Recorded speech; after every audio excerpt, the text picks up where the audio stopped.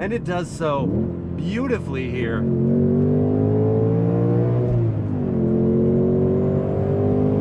I don't want to see the end of third. And it's got, that's a lot of speed there. Hey crew, I've got the key to that 24 Ford Mustang GT. We are going to take it for a drive, but first, let's check out how it looks on the inside and outside. This new model year brings a new generation Mustang, the 7th generation, which is most visually distinct here at the front and at the back. Up front, we've got a larger grille with gloss black accents and bronze accents for the Mustang logo and some other details with the performance package. There's a functional front air dam and functional cooling at the right corner vent. The left corner vent is blocked off. At this premium trim level, you get projector LED headlights with LED DRLs and turn signals. There is a functional heat extractor up on the hood in gloss black, and this one is painted in grabber blue, which I love because it looks very similar to my Cadillac CT5e Blackwing's electric blue.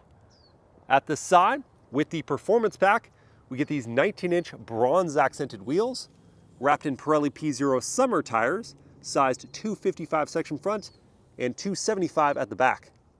Along with that performance pack are upsized Brembo 6-piston front brakes and 4-piston at the rear with red painted calipers. There's more bronze accenting for the 5.0 logo and matte black trim for the windows. Here at the profile, there are a lot of similarities to the last generation. I'm really enjoying the blue and bronze contrast because the bronze isn't too bright. There's also a steeper shark nose with this new generation and a heavy cut into the back of the taillights. And around back, we see the higher, sharper crease for the rear haunch. Performance pack models get a larger rear spoiler. You, of course, have your GT badge in the middle. For the LED taillights, there are sequential turn signals like last generation. And down low is a very large plastic diffuser that dominates the two smallish chrome exhaust outlets. The Mustang GT is definitely a vehicle you need to see in person to judge, because in photos and videos, it really wasn't doing it for me, but here in the metal, I like the front and the profile views, while the rear end still looks like someone took a wedge out of a block of cheese. My question for you is, of all 7 Mustang generations, which is your favorite to look at? Let me know in the comments, and let's check out the interior. Opening up and looking inside, this premium trim cabin with black leather seats that have contrast stitching and perforations with seat heating. And for the driver's seat, there are 6-way power adjustments. For the passenger seat, you get 4-way power adjustments. There's also an aluminum Mustang tread plate and aluminum accented foot pedals, all 3 of them for our standard 6-speed manual. To get to the back seats, just pop off this magnetic holder for the seatbelt and pull up on this lever. That angles the seat forward. It does not slide it forward automatically, so you have to get down here and do the dirty work if you want a wider access point to the rear seats. But maybe that's not such a big deal, because unless you're sticking kids or cargo back here, you're not going to use this rear seat area. This is my seating position at 6 feet tall, and the seats are pressed against my knees.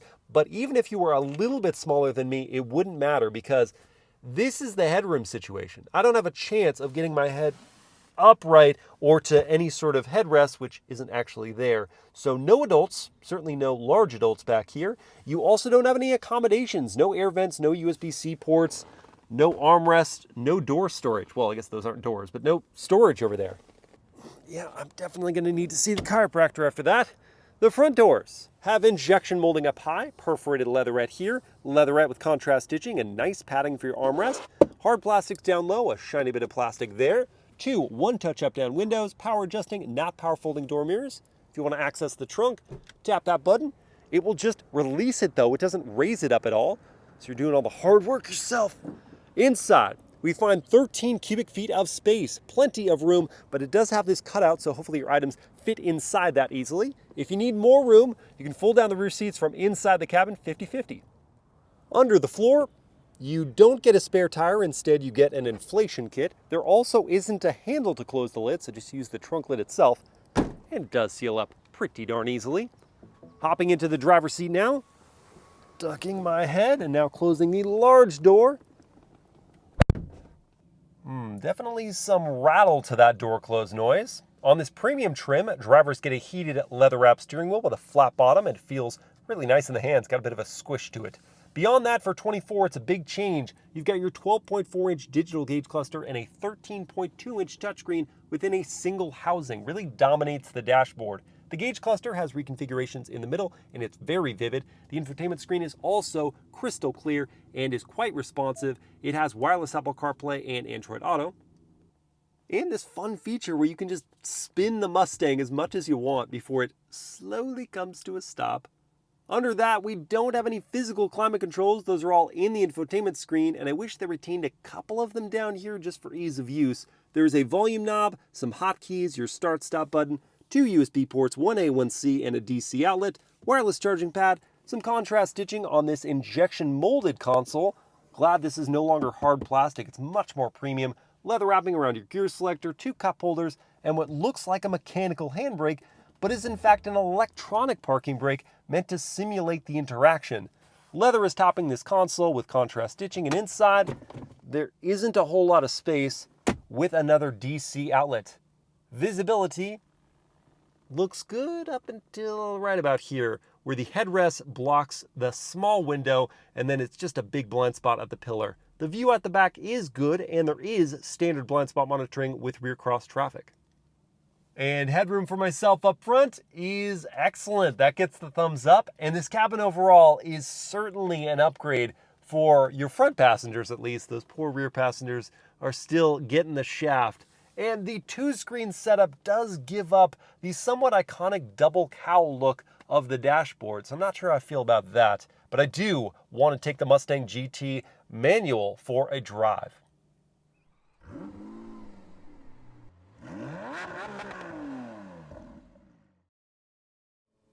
All right, let's fire it up.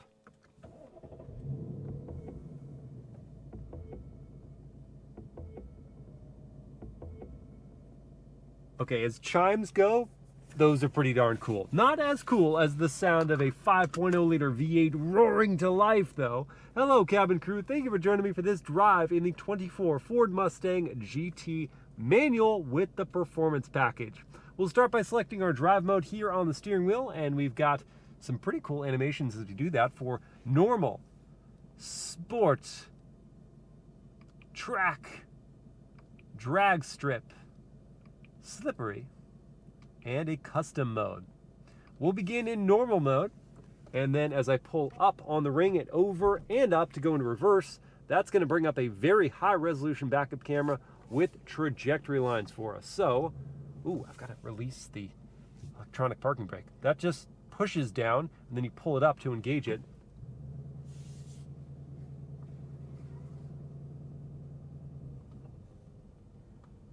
And now, over and into first, where we will begin with our turning radius test.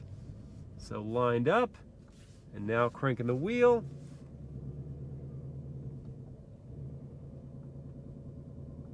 And finding a pretty good turning circle. I'm surprised. Turn signal sound is up next.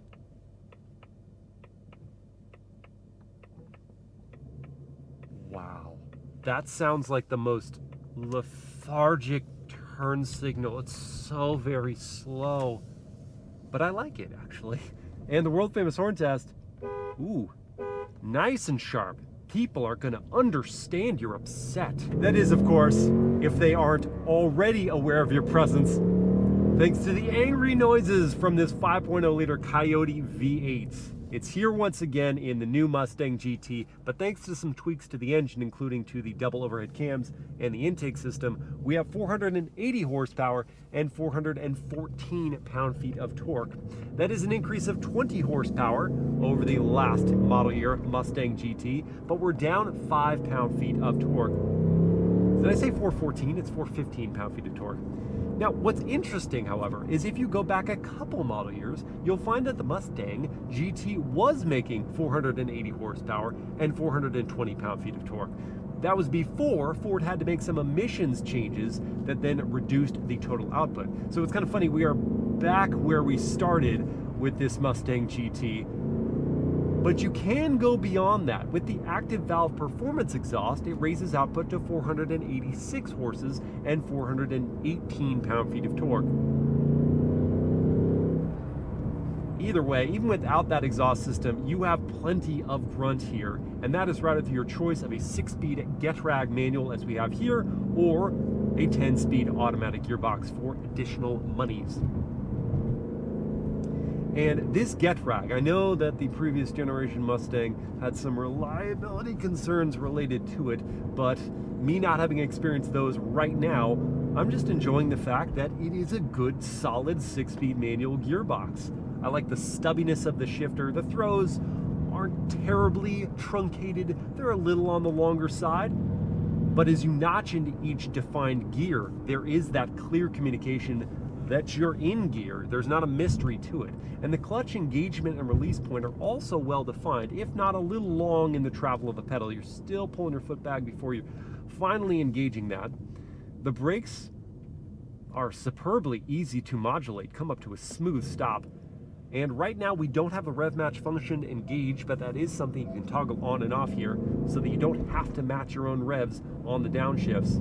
It'll do that for you. Demonstrate. Let's go to third, and then I want to pull it down into second. Little blip there without me touching the throttle.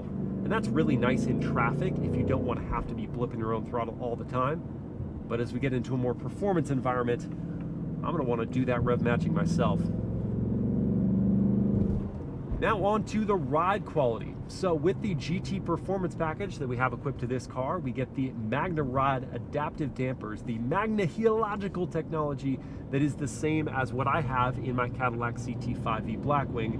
And though the ride compliance, the way that it moves over undulations of the road, is not as smooth as my car, it's a little firmer, a little more jostly over those changes, the dampening is almost just as good, and it's aided by the fact that these seats are incredibly comfortable, like possibly some of the most comfortable seats I've ever sat in a performance product. They just cushion me perfectly, the suppleness of the padding, and hold me nice in place. Now the bolstering isn't overly aggressive, so we'll see how they hold me in place when we get into some more twisty stuff, but for now, I'm loving the chairs, I'm loving the dampening of the suspension, and the sounds from this Coyote V8. Just such a hearty motor. Now I am noticing here in the lower part of the rev range, there isn't a ton of low-end torque. It is a naturally aspirated motor. You do have to kind of string it out a little bit, but the power delivery is very smooth. You do get up to speed if you stay in it with the throttle. And in the normal drive mode, at just some partial throttle at these speeds, I'm going to quiet up and listen for the NVH level.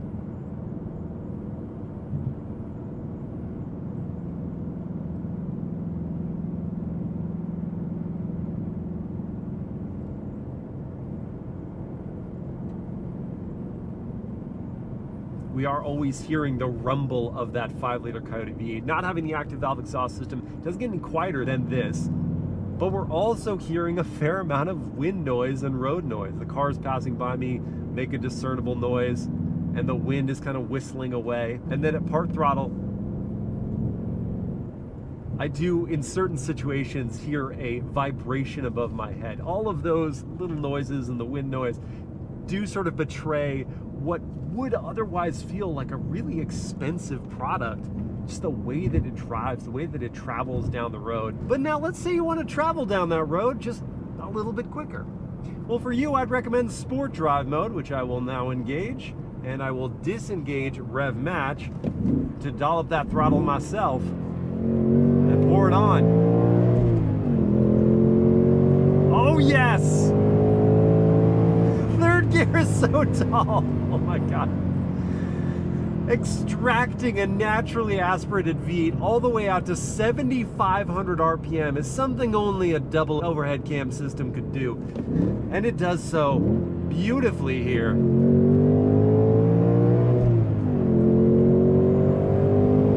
I don't want to see the end of third. It's got, that's a lot of speed there. Wow. And the noise is enveloping. That distinctive growl. The way the power just wells up and hurtles you forward. It's just screaming at you. Let's go.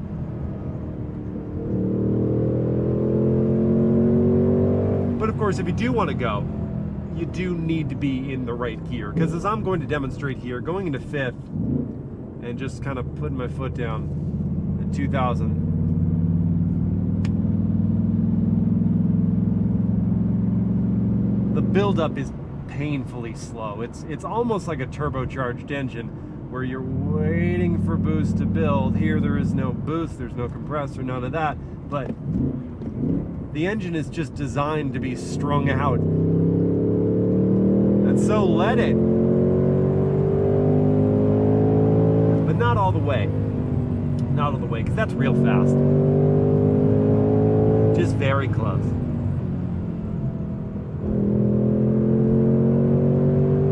Oh, I already hate the steering. What is that?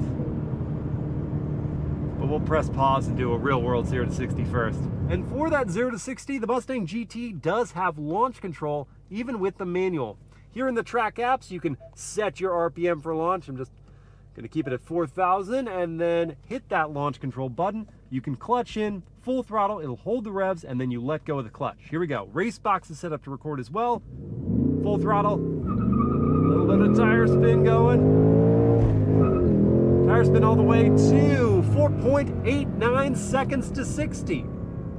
Under 5. Now, if I'd been playing around with the RPMs, you can set it for launch and doing it repeatedly until I got just that perfect launch, I would see 0 to 60 in about 4.5 seconds. That's what independent tests have achieved in this car. But either way, just being able to pull up at a stoplight, hit that launch control button, and power away to 60 in under 5 seconds is emboldening. But I want to return to the Mustang GT's steering and in fact a discussion of its entire handling properties. So for that, I'm going to move into the track drive mode, which is going to make things as edgy as possible, turn off traction control, and we're going to suss out these curves.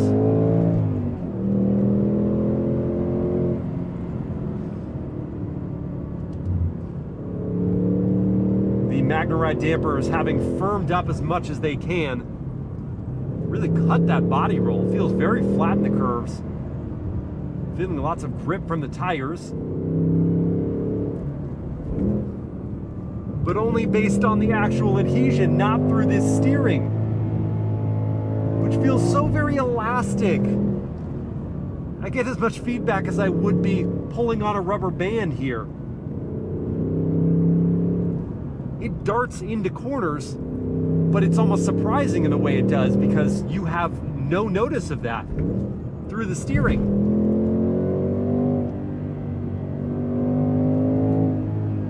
Brembo brakes are up to snuff, cutting that speed.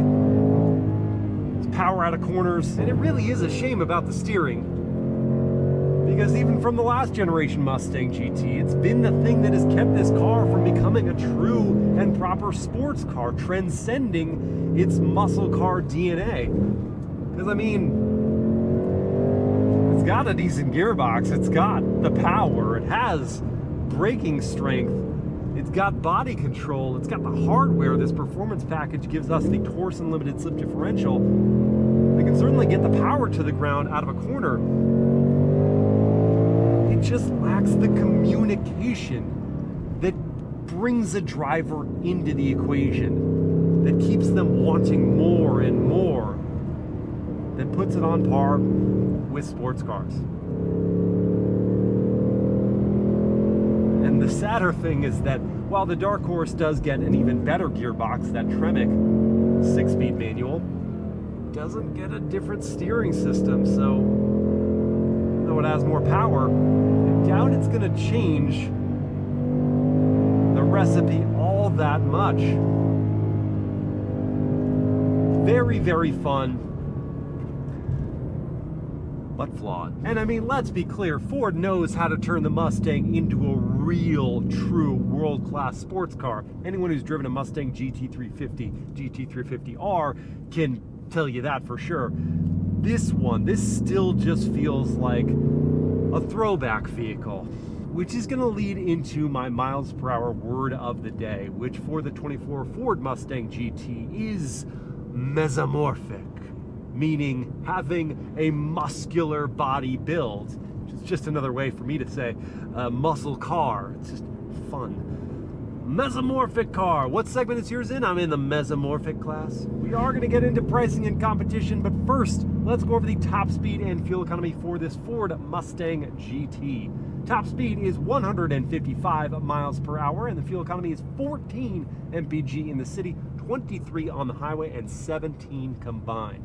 The starting price for this 24 model is $43,000 for the GT.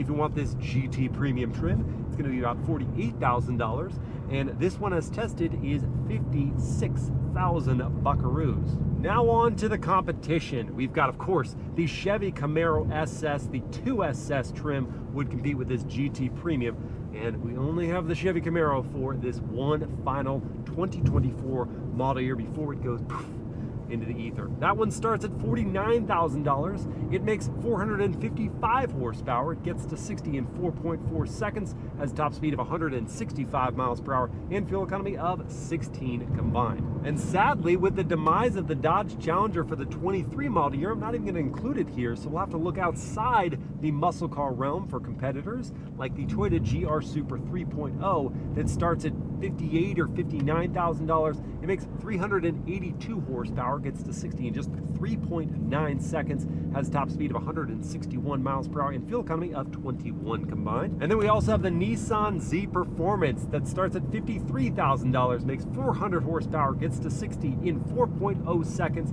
has a top speed of 150 miles per hour, and fuel economy of 22 combined. So here is the story, folks.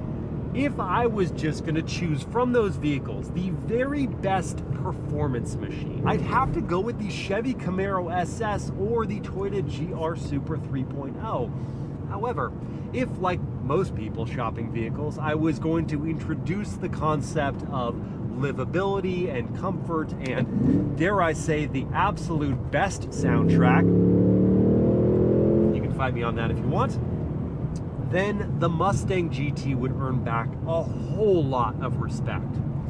So my question for you is, which would you choose? Would you have the Mustang GT? Would you get the Chevy Camaro SS? Would you have the Toyota GR Super 3.0 or the Nissan Z Performance? Let me know in the comments, and I hope you guys have enjoyed this POV drive review. If you did, please like, comment, and share it. Subscribe to the channel, hit that bell to get notified, and I'll see you again next time.